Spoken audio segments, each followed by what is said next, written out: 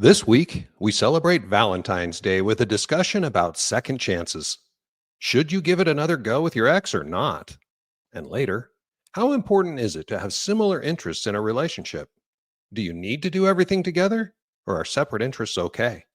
Welcome to the talking phase. Hello and welcome to this week's episode of the Talking Phase podcast. I cannot believe how excited I am because it's Valentine's Day, or at least it will be Valentine's Day when this episode drops, which, hey, it's so romantic. And since this is a podcast about dating and relationships, it's perfect, right? I'm trying not to gag over here. The day that I ever feel like this podcast is about romance and positivity and falling in love and finding your soulmate and Valentine's Day, like, what's the fun in any of that? Well, okay. Well, hey, for those who are just joining us, my name is Tom. I am one of the hosts of this amazing Talking Phase podcast. The other host is this incredible lady here. Her name is Pam. Pam, what the hell's going on with you? Hello. Happy Valentine's Day, ladies. We have a much larger female audience than a male audience, although the men are finding us little by little. But in my life, we celebrate Valentine's Day. Most of my friends are single, not all of them, but the majority of us are single. I think that's something about being in your 50s and finding your independence and just realizing how great it is to have good girlfriends. And so we celebrate Valentine's Day. 2 weeks ago, Nikki and I were at the beach doing a partnership with the state of North Carolina. If you want to see what that looks like, sometime around this episode dropping on Mother and Daughter Abroad over on Instagram. That's mine and my daughter's travel page. You can go over there and see us make North Carolina look like it's a lot of fun at the end of January, early February. Are you trying to make it look like it's not cold? No, that's impossible. But I think they're trying to get more tourism when it's cold. And so our job was to spend 3 days at the beach in the coldest month of winter, making it look like fun. So we celebrated Valentine's Day early. Getting to spend a weekend with Nikki is always joyful for me. And now all I'm just looking forward to is spring because I've had enough of winter. What about you? What's new with you? Well, I'll tell you what, my elbows are fucking killing me. I think I mentioned on an episode or two ago that I took some advice on TikTok from some 20-year-old weight lifter. And I tried to incorporate one of his moves into my daily workout, and my elbows have not been the same. So I'm not 25 anymore. I have been going to physical therapy. If you've never tried dry needling, holy shit, what a trip that is, where they jam a bunch of needles into, well, in my case, into my elbows and my arm. And then they start shocking the living crap out of you. So you're sitting there twitching like crazy for 10 or 15 minutes, but it's working. I mean, my arms feel better today than they have in 3 weeks. So it's working. But I will tell you, Pam, you wrote up my workout. What was that, 6 months ago or whatever? So closer to 8 or 9 months ago. And I've done that workout almost every day until 3 weeks ago. And now I can't even lift a pitcher of water without severe pain. So anyway, hopefully that I won't have to keep complaining about that. Anyway, but the other night, Laura was over and she brought some topical lotion, some THC, lidocaine, something or other. And I'm like, all right, I'll give it a try. It didn't do shit. But I will say we did start watching Day of the Jackal. So we always talk about our favorite TV shows here. So great, that show. Oh my gosh, I love it. I cannot wait for season 2. So if you haven't started watching that, it's on Peacock. Be sure to do that. And it stars Eddie Redmayne. I'm sorry. If you like Eddie Redmayne, who's that? He's the main character, Tom. Oh, see, Tom doesn't know anything. Pam and I have known each other for 8 or 9 months, and one of the things that we've learned is that she knows the actors' names. I know the character names. So she's always Eddie Redmayne or whatever you just said. Redmayne. Never heard of him. Literally he's won literally Oscars. Right now. I mean, like, he's a great actor. A lot of people will be drawn to a show because of who's in it, and then if the show's great, they keep watching it. But I just wanted the ladies to know it's Eddie Redmayne. He's not my taste, but Yeah, I don't He's think probably somebody's taste. he doesn't make me gay. I'll tell you that. Anyway, Ugh. but since this is dropping on Valentine's Day, um, tonight Laura and I are going to another of those candlelight concerts, which is going to be fun. And then tomorrow, we are leaving for Jackson, Wyoming. We're going to drive up and spend the weekend in Jackson. So that's going to be a lot of Wow. fun. Romantic. Yeah. How nice. Blech. Just It's kidding. going to be fun. I'm But I'll happy tell you for you. what, with that, we haven't talked to Brian for a couple of weeks. Brian, how's everything going for you, man? It's going good, Tom. Going good. He's not going to make me gay either in that Netflix doc. Eddie Redmayne. I just want to know what you're doing for Valentine's Day. What am I doing for Valentine's Day? Not anything with Eddie Redmayne or whatever his name is. Yeah, probably not with him. And candidly, like having a little baby girl who's just less than 2 years old. I'd probably not going to be doing too much on Valentine's Day either. Surviving on Valentine's Day. You better get some chocolate and flowers. Oh yeah, I'll be doing something for my wife. Obviously, I'll go get her some nice flowers, a nice bouquet or something like that. But yeah, like I don't care about Valentine's Day personally, so she could get me a shoe and I'd be thrilled. Wow, I might send you a shoe. Just one shoe. That's right. Not a pair, just one. Yeah, and then she can say, "I'll give you the left one next year if you're lucky." Happy Valentine's Day to you both. To both of you guys who have Valentine's Day people. Happy Valentine's Day to you, Pam. That's right. I will just probably watch TV. Anyway, moving along. What do you want to talk? Do you want to talk about something specific today, Tom? Yeah, I do. I got to tell you guys, earlier this week, I've been in town now for 2.5 months, and of course, spending time with my kids has been great. But I also have, I come from a very big Mormon family. My mom was the oldest of 8, and those 8 kids have 49 kids between them. So there are 49 cousins or grandkids in the family, and I'm very close with like 3 or 4 of them. We're really very good friends. And one of them, his name is Spence. We went to lunch this week. It's ironic. He's actually in the same business. So for 30 years, he and I, every time we talk, we're talking about business and family stuff, which is kind of cool. That's cool. And anyway, I we had lunch. It's the first time I've seen him since I've been back. We've had he had a death in his family and his wife's family. But anyway, of course, as we sat there, he was asking about Laura, and he said, he wanted to know the story. How did I meet her? I told him the story. I don't know if I've told the story on the show or not. It doesn't matter. But just know that the show, the story of meeting Laura is actually pretty crazy, and it goes back like 23 years. And so he's like, holy crap. When I was done, he goes, isn't that crazy? Timing is everything. Then he went on to tell me his story. Now, I didn't know this. I've known him my entire life, but I didn't know how he met his wife. So I'm going to tell you in very short, I'm going to give you the Cliff Notes version. So 30 years ago, 30 plus years ago, he's in high school. He dates this girl. We're going to call her Amy. It's not her real name.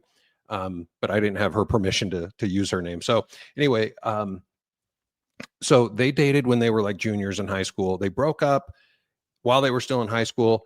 He graduates a year or so later. He's 19 years old and he leaves for his Mormon mission. Now it's a 2-year commitment. So he's 19. He gets back when he was 21. He gets home. He's dating. He's going to school. He's doing all the stuff that you do. Now he's living still with his parents. And he's 23 years old and he goes out with this girl, drops her off at her house.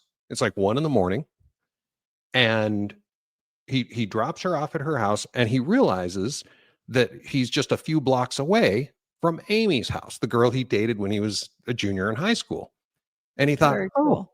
I wonder what she's doing. And he hasn't really thought of her in years. I mean, it's been 5 years or 4 years since they dated. And it was a high school fling, a little bit of maybe it was a romance. I don't know how long it lasted, but they dated 4 years earlier. Anyway, so he went home and it was really late. And so the next morning, his dad, my uncle, said, hey, Spence, do you remember Amy, the girl that you dated in high school? And Spence was like, yeah, why? And he goes, she called last night and asked for you. Now, this is, again, 30 plus years ago, the land before cell phones were common. So this was, you called home numbers back then. Right. I remember those days. Yeah, exactly. Like they were yesterday. But yeah. And she said, hey, she called and said she'd love to hear from you. So Spence called her that afternoon. And by the way, he told me that he didn't tell her right away that he was like he was driving by her house or really close to her house that night because he thought it might be kind of weird, but really close. Yeah. So he called her and they got talking. They were married 4 months later. Wow. That was fast. Yeah. They've been married for 30 years and they are happy. They've had a ton of kids. They've adopted a ton of kids. They've fostered a ton of kids. They are just two of the greatest people you'll ever meet. And of course, I am really happy for Spence, obviously.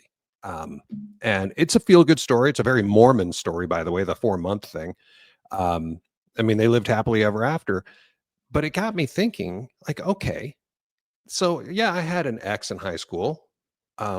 As we and I do. will use her name. Her name's Stacy. She was like my main girlfriend in high school. And I thought about it going, I think about Stacy from time to time, but there is 0% chance that I would ever give her another shot. I mean, no way. I loved her. I mean, well, loved her for high school stuff. You know what I mean? She's a wonderful person. I wouldn't give her another chance, not because I hate her or anything like that, but I don't know. It just feels wrong for me. I'm not judging. Just it seems weird to say, here's my ex, I'm going to get back with her. Okay. And by the way, her mom, when we were together in high school, her mom had been married 7 times, 3 times to the same dude. Wow. So clearly for her, it's okay to get back with your ex. Right. So I just want to talk about the concept of getting back with your ex. When is that okay? When does it make sense? When doesn't it make sense? Does it ever make sense? What are your thoughts? The age-old question is of when you should get back with your ex. So those endorphins from when we were in high school and our youth, I'll say even through early 20s, I think that those are some of the strongest endorphins for most of us. For me personally, getting back with your ex is something that I am famously good at. My high school boyfriend, who, when you said you wouldn't get back together with your ex, my first thought was, okay, she must have really hurt you. But it was really just a overall feeling for you of, I wouldn't date my ex-girlfriend again. For me, I was in a very traumatizing relationship in high school and in my early 20s off and on with the same guy.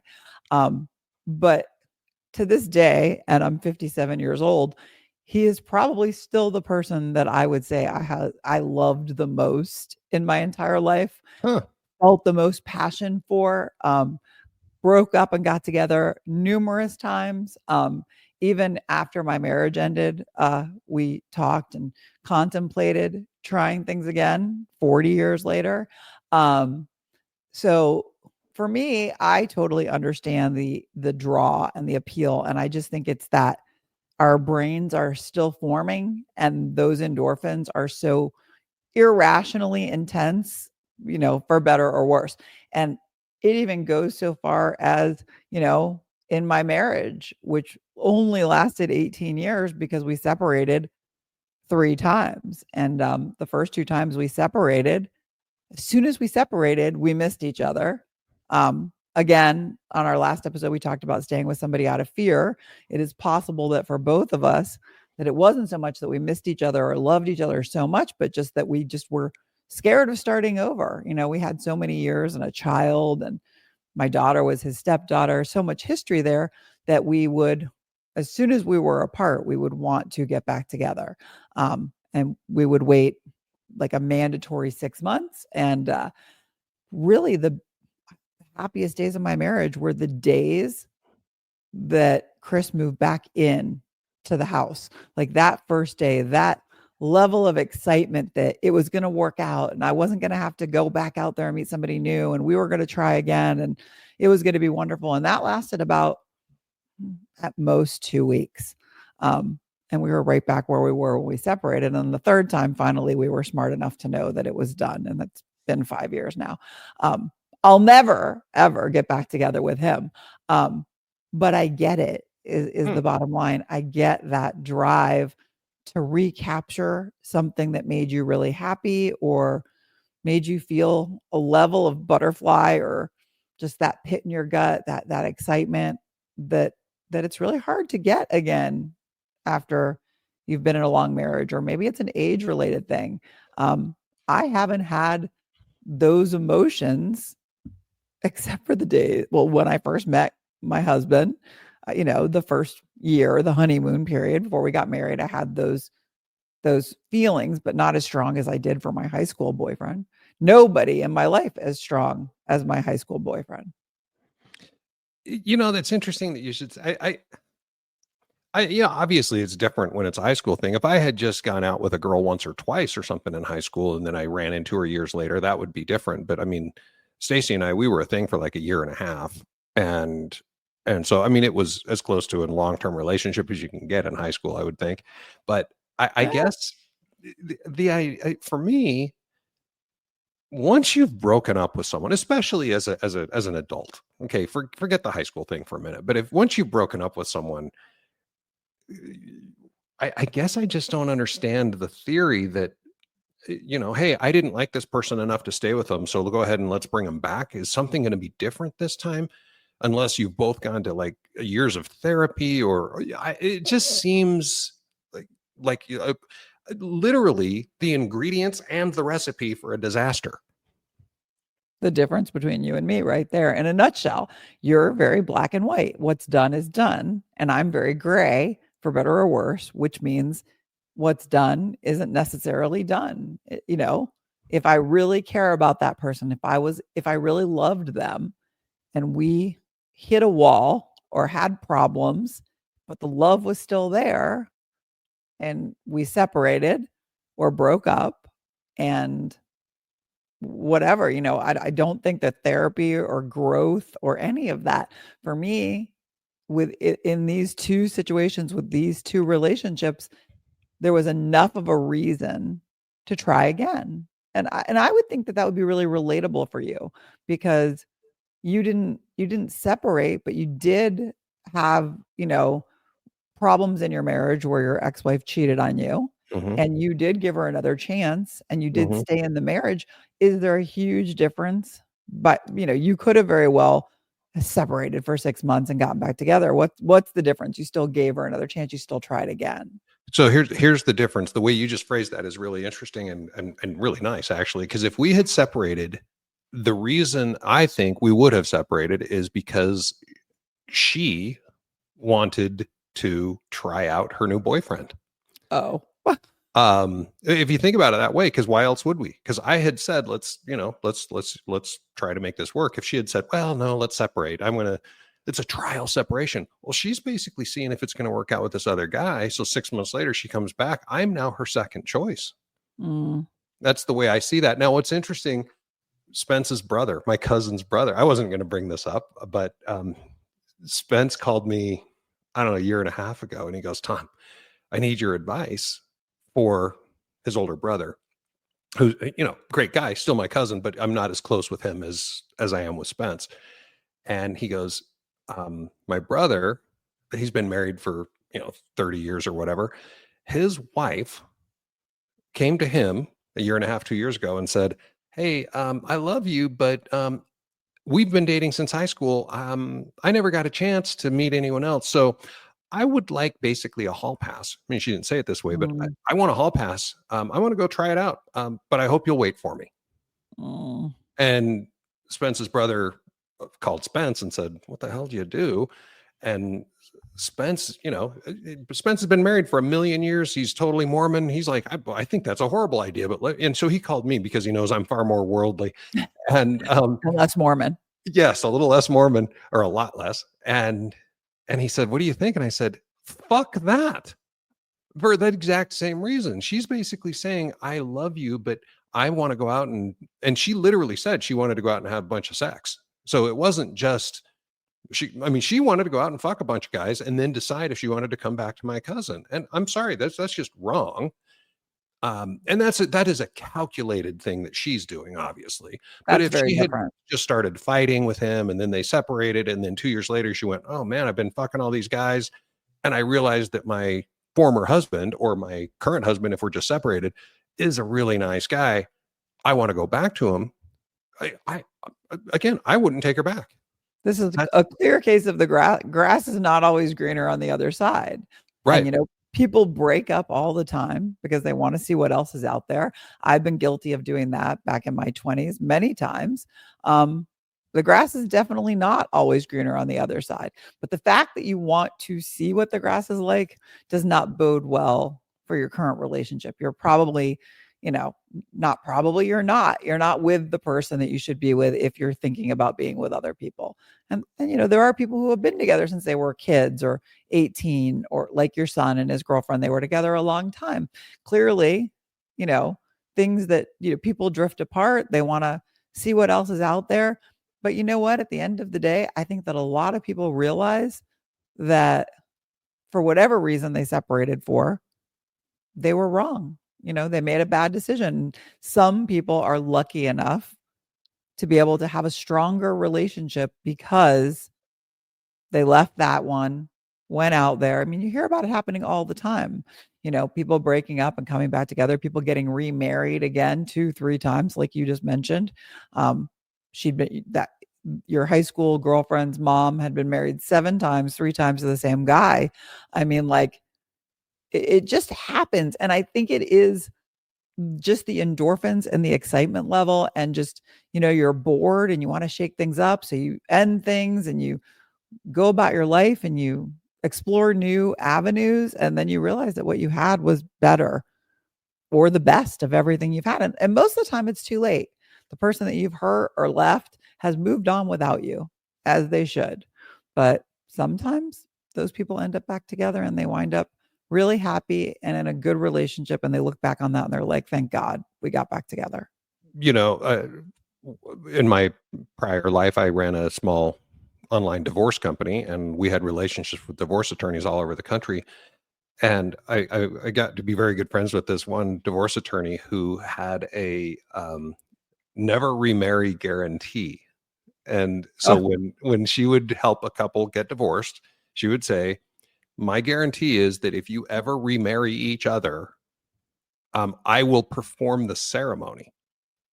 And a few years ago, like maybe 3 years ago now, 4 years ago, the first time that, and she's my age, so she's been practicing law for 30 plus years. She's never had to do that. Well, one of these couples got remarried and actually took her up on it. So she actually had to get licensed in the state of Georgia to perform a wedding, and she had to marry this couple. Isn't that Does she awesome? have to give them a free divorce again? I don't know. I don't know if that's part of the guarantee. Probably not. Anyway, to me, and again, if people are out there and they broke up and they got happy and they got back together and they're all happy, I am so happy for you. This isn't me saying you made a mistake. It's just, I just don't understand how you could do it. It's just my brain doesn't work that way. It's like, we broke up because of these reasons.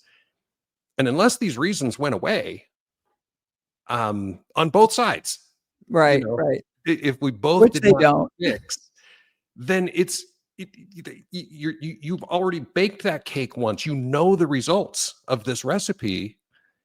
What the hell is going to happen differently this time, unless you change the ingredients or change the way it's cooked or something? Something has to change, or you're going to do it again. And that's definitely true for these long marriages like mine. But like, we started this talking about a very young relationship, and my high school boyfriend, it's very easy to look back on that and say we were not mature enough for the level of emotions that I had for him. I think he had them for me also. That just, you see it in the movies. It's almost always high school or college kids that have this overwhelming love that just, and I don't even know if it's love, it's love, it's obsession, it's all of these things. My entire youth, when I think of my youth, and I had a lot of great times and I had a lot of boyfriends, but he's the person that when I think of my youth, it's his face that I see. It's been 28, 38, 40, 40 years since I was in high school. We've been in touch throughout these last 40 years. And every time that I've been in communication with him, I have almost immediately felt those exact same emotions that I did while we were together, which they just are insanely intense. And so now we don't talk anymore. We haven't been in touch for a long time. And if his wife listens to our podcast, I'm sure she's really happy to hear that. And, now I have looked at my own life and wondered, there's this expression that drug addicts have of chasing the dragon. And I am not a drug addict, but I know some. Chasing that next high, chasing that level of feeling that you had. And I think that once you've had it, you are trying to reproduce it. You are trying to feel it again. And sometimes you believe that going back to that person is the only way to have it again. I've learned that you can have that again in a healthier way with other people.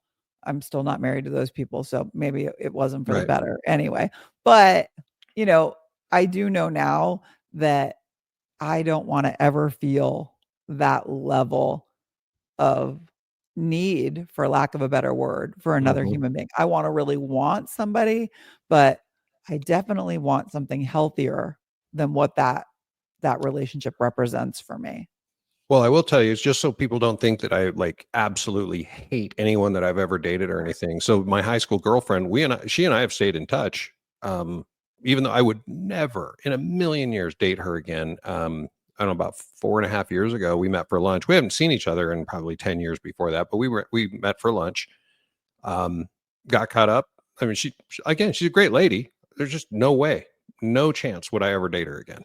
I get it. You're black and white. Yes, I am. So Tom, if you dated Tom and you've been thinking about him, stop it. Don't bother. Don't waste your time. Well, okay. Well, with that, let's close that one out. I mean, we're always black. I'm black and white anyway. But hey, just before we jump into that next segment, let's take a minute.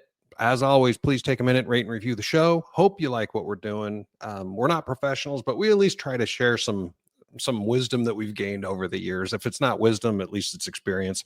So if you want to give us some advice, or anyone else, on whether or not you take your ex back, if you have a cool story to talk about your ex that you took back, or a shitty one, feel free. We'd love to hear it in the comments on talkingphase@gmail.com, all of that. Please keep those reviews coming. It's awesome. And with that, I think it's time for our next segment. You've got mail. Yep. Well, hopefully it's not about exes. All right, here we go. Pam and Tom, I've been listening to your podcast and love how you tackle these tricky relationship dilemmas. So good. I thought I'd write in about mine. That just rolls off your tongue. Tricky relationship dilemmas. I've been talking to this really nice guy on a dating app. Oh, well, there's the problem. Yep, right. He's kind, funny, and seems to have his act together. The problem is when it comes to how we spend our free time. My absolute favorite hobby is playing pickleball, and he hates it. I do not understand the pickleball craze. Me neither. Understand it. I've never even seen people playing pickleball or picked up a pickleball racket. Say that 5 times really fast. So I also love going out with my friends, trying new restaurants, and just being social. But he's a lot more of a homebody who prefers quiet nights in. Sounds like my ex-husband. Now, I'm wondering, is it worth pursuing something with someone whose interests are so different from mine? Could we make it work by doing our own thing? Or would these differences eventually cause problems? I do really like him, but I'm super torn. Should I hold out for someone who shares my hobbies, or do you think it's okay if we don't align on everything? I'd love to hear your take on how important shared interests are in building a relationship. Thanks so much for your advice. Sincerely, should opposites attract? With a big fat question mark. They should attract, but they shouldn't marry each other. Wow. Well, here's my thought. Okay. Trinity. Okay, let me back up. Well, he's more of a homebody, is the way she put it, right? She wants to go out. She wants to meet new people. She wants to try new restaurants, and he wants to hang out at home. It's not about the pickleball. I think it's extrovert versus introvert. Yeah. And I will tell you, when Trinity and I got married, I didn't know. I don't think I'd ever heard the term introvert. I mean, it wasn't part of my vocabulary. And she explained, I thought that an introvert was shy. That's what I thought introversion was. Oh. And she helped me understand that introverts, which she is one, introverts gain their energy through quiet, solitude, being alone, that kind of thing. Where extroverts gain their energy by being around people, learning new things, meeting new people, that kind of stuff. I'm clearly an extrovert because I fucking love doing all that stuff. And she wanted to stay at home. So how did she sign it? Should opposites attract? Right. The way she signed it, she could have been describing us without the pickleball. I want to go out. I want to have fun. And Trinity wanted to stay in and be quiet. And it caused problems.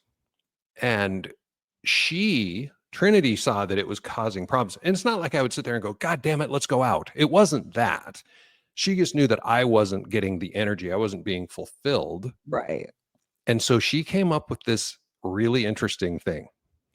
And for years, and this is how dumb I am, for years I bought it.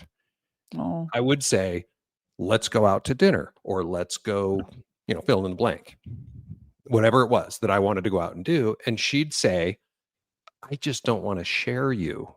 Can we just stay home? Now, I'm a words of affirmation person. So to me, that was like, oh my gosh, she just wants to be with me. And so I'm all excited that my beautiful wife just wants to be with me. It took years to realize that she was absolutely manipulating me into giving up stuff that was important to me in order to stay at home, which is important to her. So should opposites attract? Ask the question, is it okay that we don't align on everything? Well, of course. But if you're, assume this thing goes well and you're 10 years down the road and your husband or your partner is sitting there on a Friday night saying, fuck that, I'm just staying home, and you want to go out, that's when the problems start, in my opinion. What are your thoughts? Well, I mean, it's your opinion, which is why they come here and why they send the email to us. My situation is similar to your situation, except that my ex-husband, the first year while we were dating, he had all of the same hobbies that I did. Like, he was very active. He played volleyball and he had a motorcycle. He always wanted to go for rides and he loved to travel, and we would lay in bed and watch movies together. I mean, we were so aligned in that first year that I was positive that he was my soulmate. And we got married, and within a few months of being married, I got pregnant, and we had Zach.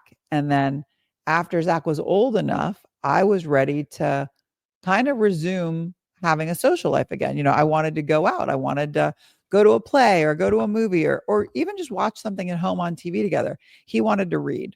He wanted to sit on his computer for hours when he wasn't at work and scroll the internet. And then when he wasn't doing that, he would pay attention to Zach. That was fine. But then at night, about 8:00, he would say he was really tired from work, which I understood. And he would go upstairs and read. And when I would say I wanted to do something with him, like watch a show like we did, he would say, well, why don't you lay down and read with me? And reading is not something that you do with somebody else, especially if you're not reading the same book, which we weren't. And so I felt like I had been manipulated because it's possible he just changed. It's possible that he was more tired. It's possible that he didn't want to do those things anymore. It had been a few years, but I still was the same person and I wanted to do those things. And, my parents would babysit, and he just had no desire to go out. He didn't want to make friends. He didn't want to be friendly with people I had made friends with. And it was a huge problem. And I think it was very early on in the marriage. And I think it was the beginning of the end of the marriage, even though we fought for over a decade to make it work. So my advice is, if you don't have things in common now, you're going to have less things in common later. And really ask yourself if you're going to be happy. Even if he says, listen, go do what you want to do, I'm going to stay home. Are you going to be happy doing all those things alone? Because to me, it's a recipe for destructive, for what's the word? Disaster. Disaster. Yes. A recipe for disaster. Yeah, I agree. What's interesting about that is that Trinity's first husband, and for those who don't know this, after Trinity and I got married, our exes married each other. So which weird. is such a crazy situation. But we were married first. They're the weird ones. But we'll deal with that. But when they were married, when Trinity was married to my first wife's husband, he was as an introvert as well. And so now you have these two introverts. And Trinity was, she's very comfortable with her family. So she's not, she's perfectly okay going to see her family. Well, her first husband apparently wasn't. And so they were married for about 10 years. And for the first 4 or 5 years, he would buck up. And when it was time to go see the family for, whatever family dinners or something like that, they would go out. But then he started going, I just don't feel like it. And so for the last 5 or 6 years of their marriage, he didn't even go to like a family dinner and stuff like that. That's how. And so it comes down to, like you just said, if you've got these issues now, holy crap, they're going to be magnified 10 or 100 times down the road. So sure, her question is it okay if we don't align on everything? Yeah, that's okay. It's good to have separate interests. It's good to have hobbies. It's good to, you don't have to do everything together, but you better do something together. Right. Right. And your core values need to be the same, whether it's family, like what you were just saying. I mean, those are all things that you talk about, if not during the talking phase, early on in a relationship. Nikki and Adam, that's my daughter, for people who this is their first episode. They've been living together for a few weeks now, but in that year plus time where they were dating, I mean, they have very similar values when it comes to their family. Like, they both like to spend time with their parents. And luckily, they like to spend time with each other's parents. So it works out for all of us. But these are core values. Somebody who doesn't want to do a sport you like, that to me isn't a big deal. To use their relationship again, Adam plays hockey 2 days a week. And, Nikki does whatever she wants on those 2 nights. Sometimes she comes over here and hangs out. Sometimes she stays home, works out, does laundry, whatever. But you have to have a lot of things in common to counteract the things that you don't have in common. If you don't have anything in common, and you said he's a nice guy and he's great and you get along. I mean, there's a lot of nice people out there that you could get along with, but you're talking about sharing your life with somebody. To share your life with somebody, you better to bring in dating apps somehow. Like, I always like to read what somebody writes. Like, if they say they love to hike, I know that I'm going to swipe left on that person, because I like to walk, mainly in another country, or just to stay from getting fat. But like, my desire to go on a hike with you is 0%. So if somebody puts on there, I love hiking, that's a swipe left. If somebody says, I love cats, I'm allergic to cats, that's a swipe left. So, I think the most important thing is to sit down and figure out, and maybe you need a list for this, but sit down and figure out, what do you have in common and what don't you have in common? And you better make sure that the things you have in common are higher than the things that you don't have in common, because you sign this should opposites attract. And I said this then, and I'll say it again. And I didn't believe this when I was younger. I didn't care. I went for people that I had nothing in common with, and just all that mattered was chemistry. And I was attracted to them, and that's all that mattered. But that sure as hell is not what matters to me now. Opposites can attract, but they should not get married, because it's hard. Marriage and relationships are hard enough without trying to convince somebody that they should like what you like, or to give up things that you like because they don't like them. Yeah. I couldn't agree more. I mean, it's not very often that you and I see things exactly the same, but I just look at this and like you said, there are a ton of nice people out there. There are a ton of people you can get along with, but do you really want to spend the rest of your life with someone who's not going to join you? Now, your pickleball phase may not last. Right. Hopefully. I don't understand. I hope that sport just leaves the way it came. But so maybe you're not going to be playing pickleball in your 40s or your 50s or your 60s, but he's the way she wrote it, he hates it. It's not that he just doesn't want to play with me. He hates it. What's the difference? Well, I don't know, but he could have just said, nah, you go ahead and play. It's not for me. But the fact she used the term hates, that's different. That's different. But all of these things, that is just like you said, it is just going to get worse and worse and worse over time. Because if it's not pickleball, it's going to be, racquetball or hiking or, some other activity that involves other people. And I can hear him, because my sister-in-law Deneen always says, I don't want to go out, it's too peoply. Yeah, I see that all the time. I don't know. Yeah. That's a popular thing. And it sounds like she likes it peoply and he doesn't like it peoply. And I just went back and I read that she did meet him on a dating app. And so, I feel like dating apps, when we named the show Talking Phase, we knew we were going to talk about things that had nothing to do with the talking phase on a dating app. But in a situation like this, I feel like the talking phase is when you figure out whether you have enough things in common to even warrant a first date. Like, he hated pickleball when you met him, and you probably already loved it. Yep. And you still met him, even though when you told him, you're making small talk, trying to figure out if you want to have a date. It's very likely that somebody says, what do you like to do in your spare time? Because everybody freaking asks me that. I swear to God, I've started to dread the question, because a lot of times I just want to say, I like to watch TV or read a book. And I feel like it's such an insufficient answer. But like, when they ask you that question and you give them an answer, and then they say, oh, I don't like that. Well, what do you like? Riding my bike by myself on Saturday. Or I see all sorts of things on dating apps that guys like. I mean, I'm talking to a guy right now who told me that the one thing that he wants in a woman is that she should be assertive, confident, and dominant. And I was like, what does that mean? And so really, yeah, we were talking. Whips. And I just said, what does that even mean? He said, I make a lot of decisions while I'm at work, and I don't want to have to make any at home. So I just want somebody to tell me what they want to do, tell me what they want me to do, and I'll just do it. And I was thinking to myself, and I told my daughter this, and she said, you did an episode a while ago where you said that you liked men who took charge. And she's like, so how can you think about meeting this guy who is telling you that he doesn't want to take charge? He wants to be taken charge of. Good question. It's a great question. And I thought about it, and I thought, you know what? I've only ever been with men who told me what they wanted. And then I had to decide whether it was something that I wanted or not. And I thought, maybe it'll be nice to meet somebody and go out with somebody that's like, I'm like, well, do you want to go to dinner? Or they say, do you want to go to dinner?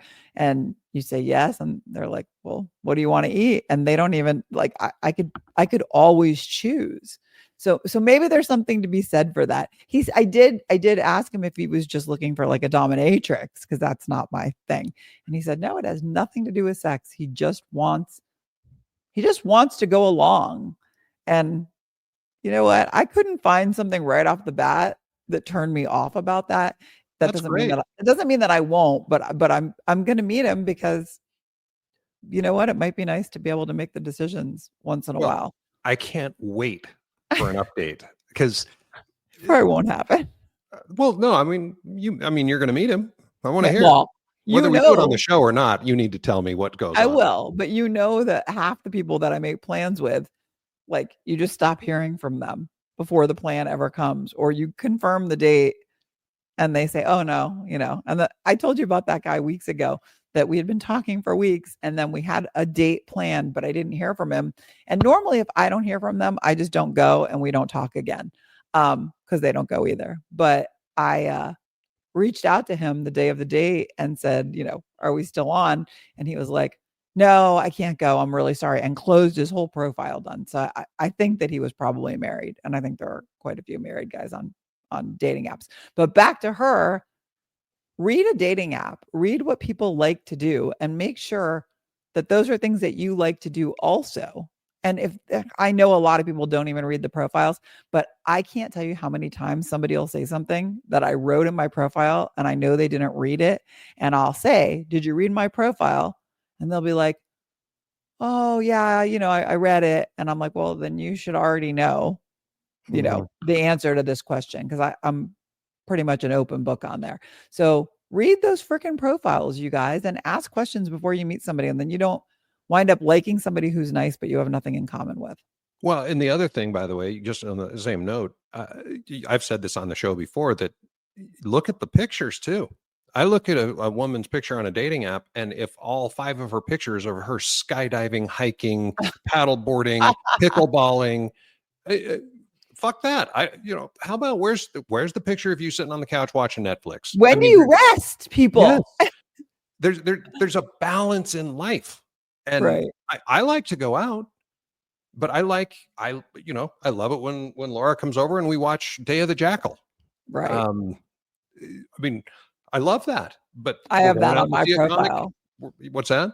I said I have that on my profile. I like to go out, but I also like to stay in and watch Netflix. Like, yeah, I'm not here to be your trainer or your trainee or to be trained. Like, let's find people that we have things in common with that enjoy doing the same things, and let's stop changing for other people, you guys. Like, absolutely. You know what? Especially if you're in your 40s and your 50s and you already, don't sacrifice who you are just to be with somebody.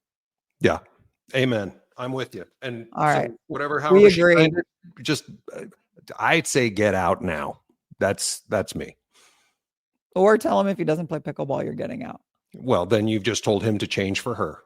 Yeah. Well, maybe if he's going to lose her, I don't know. I was trying to give her some hope, but I don't really have any. I'm so sorry. I almost always have hope. And so when I don't have any, it's always based on my own personal experiences, but you can take our advice or leave it, like everybody. And if you guys would like some advice from us that you also can take or leave, please send us your emails, talkingphase@gmail.com. You know by now that I read every single email. I forward them to Tom, and then we do our best to quote unquote help you. But it doesn't just have to be advice. You can tell us how you feel about something that we have said or advice we have given to other people, or you can tell us topics that you're interested in talking about. And that we will eventually get to them, and I will reply to your email, talkingphase@gmail.com. Yep.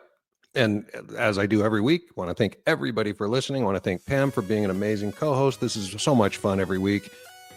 Ask you guys out there, please take a minute, rate, review the show. We do this every Friday morning. Follow us on all of the different social medias.